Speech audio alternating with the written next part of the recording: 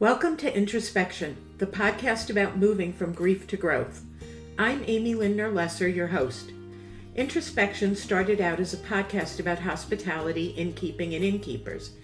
After about a year, I realized that my life and interests have morphed from hospitality to helping others navigate from grief and loss to growth and living. In this new version of Introspection, I will be talking about my personal experiences with loss, and there are quite a few, what I've learned along the way through my professional training, as well as from my coaching experiences. I'll also be bringing in guests to share interesting ideas. So grab a beverage, find a comfy place, take a deep breath, and listen in. Hi, everyone, and welcome back to Introspection, Grief to Growth. I'm your host, Amy Lindner Lesser, and today is the first podcast for 2025. That's actually the first time I've said 2025, and I haven't had the chance to write it yet, which is going to be interesting. I wonder how far into the year I will have to go before I start writing it naturally and normally. As you can see, there are piles in my office, and part of that is because it's a very important part of the beginning of every year, which is actually the ending of the previous year. And what I do is I go through and I remove the things that I no longer need. I go through my files and box up all of the 2024 files.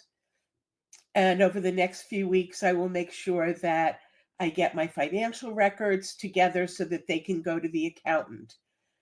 Everything from 2024 gets put in a box that says 2024, and it gets put away until either it's time to shred or just get rid of them. I wish I could do that with my cold, and I apologize if I sound really nasal, but that's what came with me from 2024 into 2025. I want to congratulate you. You have made it through 100% of all of your most difficult challenges, whether you made it through feeling successful and on top, or whether you made it through feeling, I could have done that better. I wish I had done it better. Doesn't matter. You made it through, and now you're on the other side. It's a time for you to celebrate.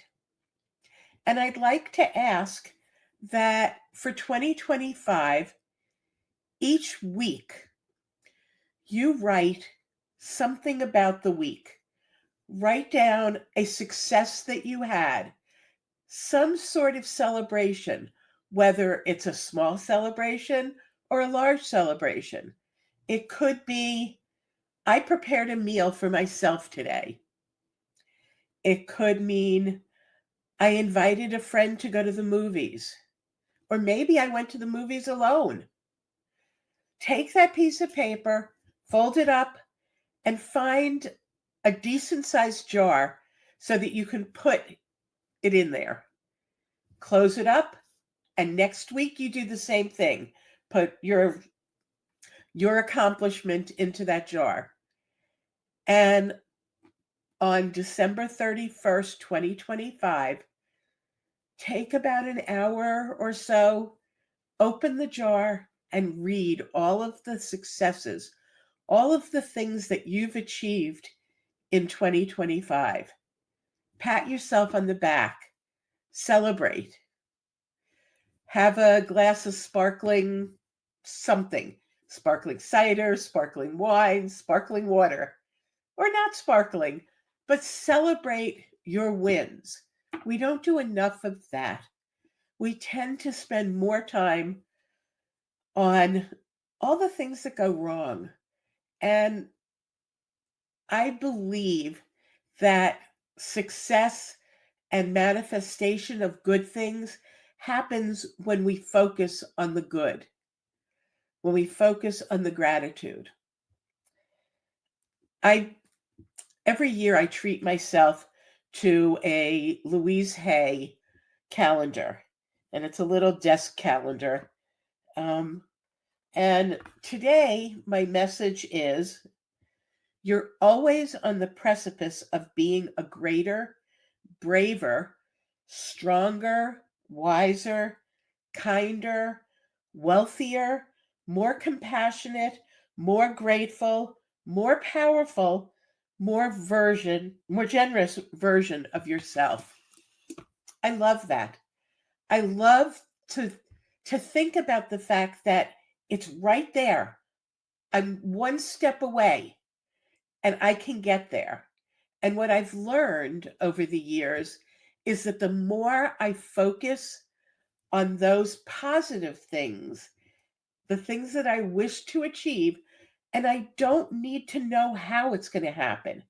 I just need to know that I believe it will happen, and it happens.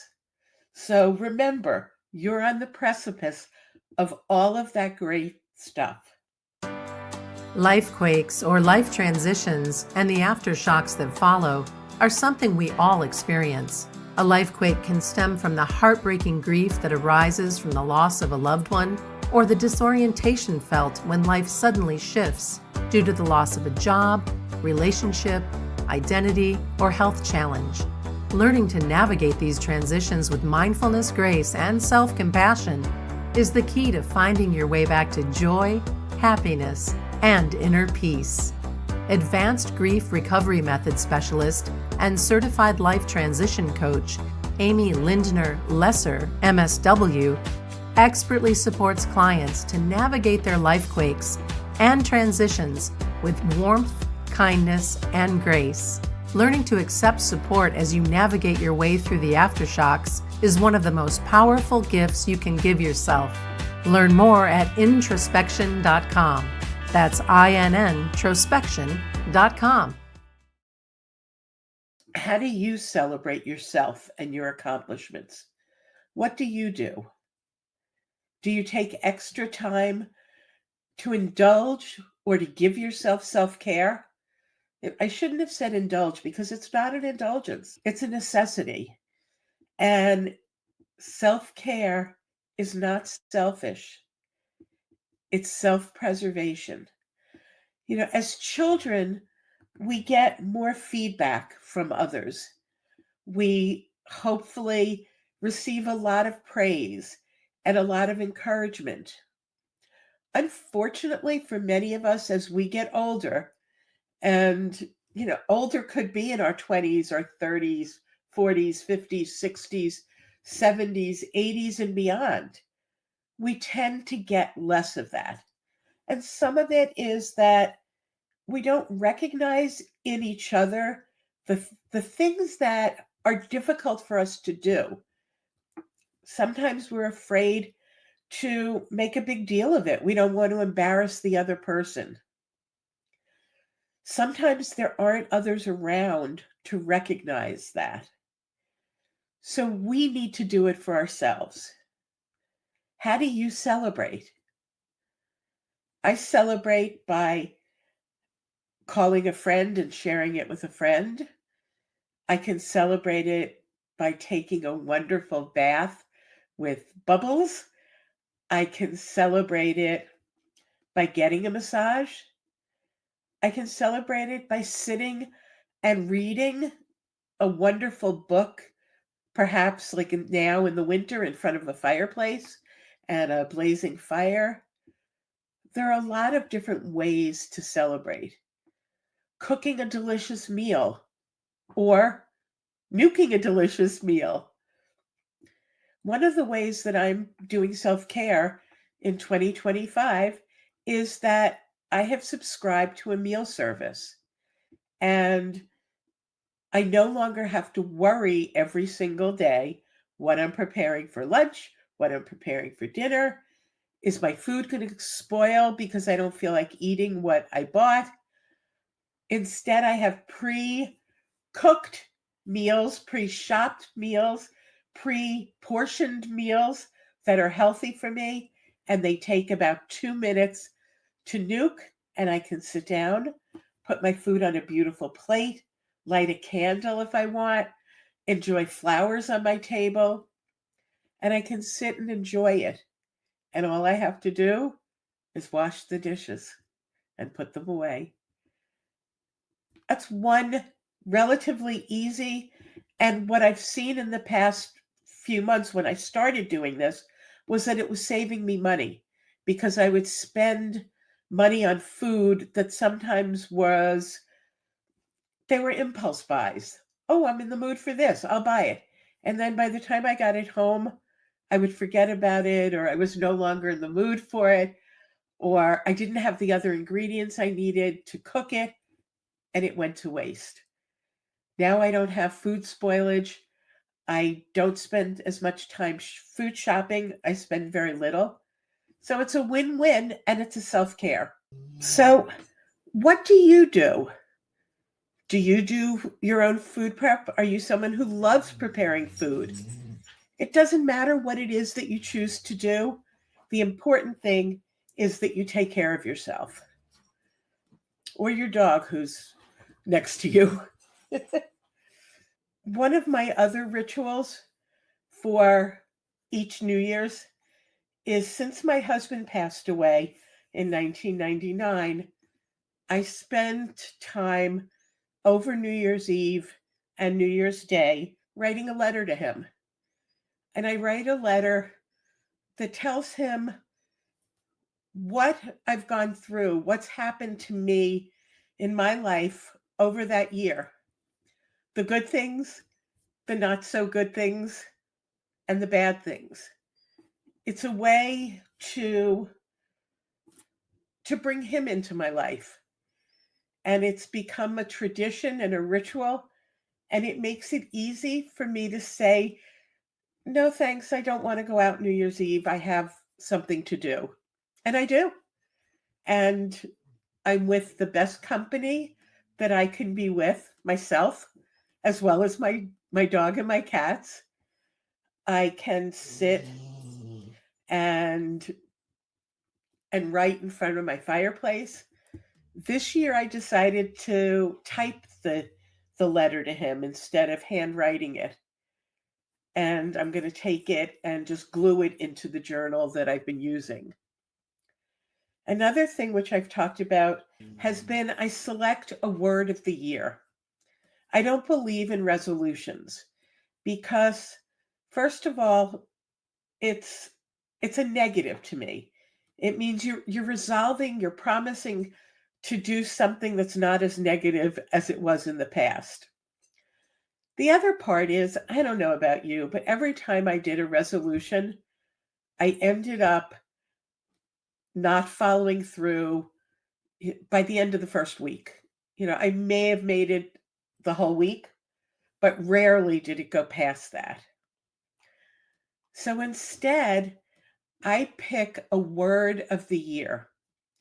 And what this is something that takes weeks, sometimes months to come up with. And it's a word that I want to have as a framework for my year. It's a word to guide me and to remind me of what I'm striving for. So this year, my words, I chose two, are balance and simplicity. I want more balance in my life. I want less time with work, more time with my personal life, more time with a spiritual life, more time for a different type of creativity. I'm very creative as far as writing. I want different kinds of creativity. I want maybe to make art. I have no idea. And it doesn't matter. The art doesn't have to be for anyone else's eyes but mine. I want more time for physical activity. I want a balance of the foods that I'm eating. a balance between family and friends, a balance between staying home and going out or going away, of traveling and staying home. And that's what I'm going to concentrate on for 2025. The other word, simplify, is really important for me because I realize that I can't have balance if I have chaos around me. And my office is often chaotic. And what I mean by that, it's not so chaotic to me. I have piles of things and I know where my piles are and what's in the piles. But for somebody coming in and looking at my office, I think it would make them go crazy.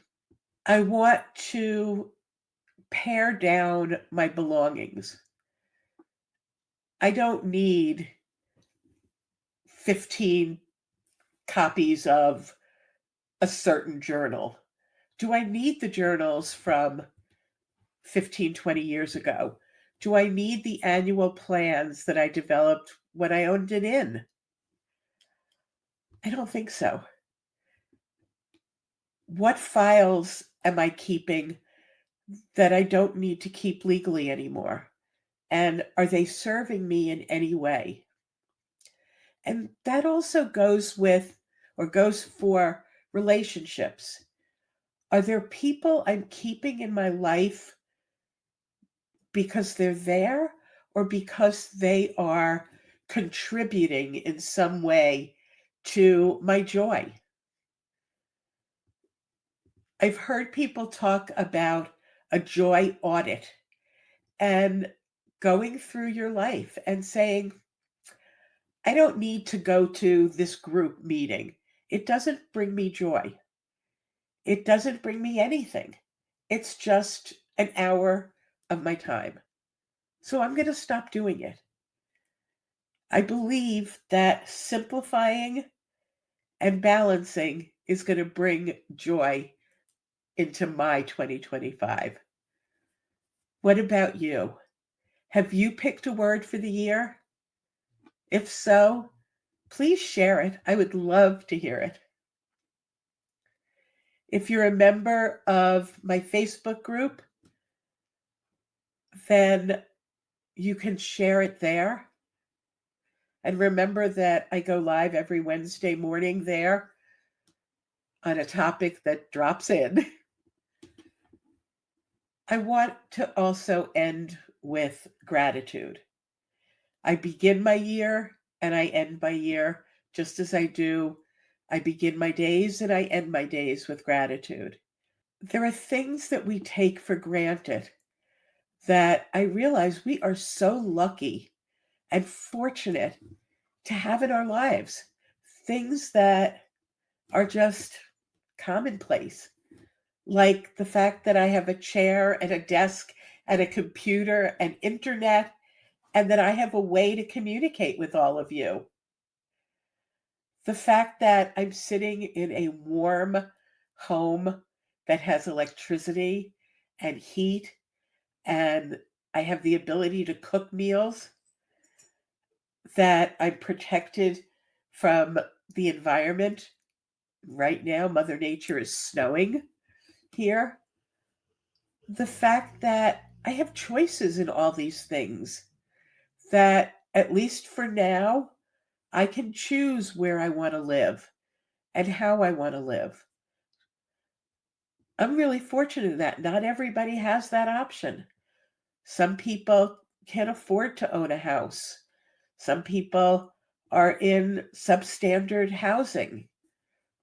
Some people have to be in an assisted living or in a nursing home. I can still be in a house on my own and take care of myself. And I'm grateful for that. I'm grateful for my independence. I'm grateful to be my own boss and be able to work, or as in the case of the last 10 days, not work because I wasn't feeling well. If I had a boss over me, I might not have had the sick time to be able to take that luxury. I'm grateful for the fact that I'm in a climate that does have 4 seasons. I don't always like where we are in the seasons, but there's change. And I can appreciate and be grateful for the fact that no matter what I'm experiencing right now, it will change, that nothing is permanent. And while we're grieving for the loss of things and people and may really wish that things didn't change, there's something to be said for the fact that however we're feeling right now and whatever is happening right now is not permanent. That the sadness will eventually give way to joy again. That the pain will give way to comfort. When we're exhausted, we will rest and then eventually be rested. The silence that we're experiencing or the noise that we're experiencing will change. It won't be the same. And it may not change as quickly as we want. We don't necessarily have control over that. But there are many times that we do have control that we don't take the chance and do take the reins and take control. I've talked about this many times in conversations in my Facebook page. I find when I'm feeling really low and really down, if I force myself to smile, just put a smile on my face, what I find is that the hormones for happiness are released and it turns, like Jeffrey from Toys R Us used to say, it turns that frown into a smile. It turns it right upside down and it becomes a genuine smile and I can feel it in my body. So think about the fact that nothing is permanent and then think about the things that you're sad because they're not permanent and think about the things that you're happy about because they're not permanent. Take time to appreciate your life, to be grateful for it, and remember that I care about you, I appreciate you, I love you, and I believe in you. And I know that you can make it a great day. And in case you need a little assistance in doing that, contact me. I'm here. I have some spots open in my calendar and would love to help you walk this path. Here's looking forward to a 2025 filled with joy and wonderful experiences, peace, good health, love, family, and friendship. Everything else will come along with those. See you next time. If you liked what you heard on this podcast and want to hear more, please follow us and tell your friends. You can also find me on Facebook at Amy Lindner Lesser, Grief to Growth Life Coaching, and on LinkedIn at Amy Lindner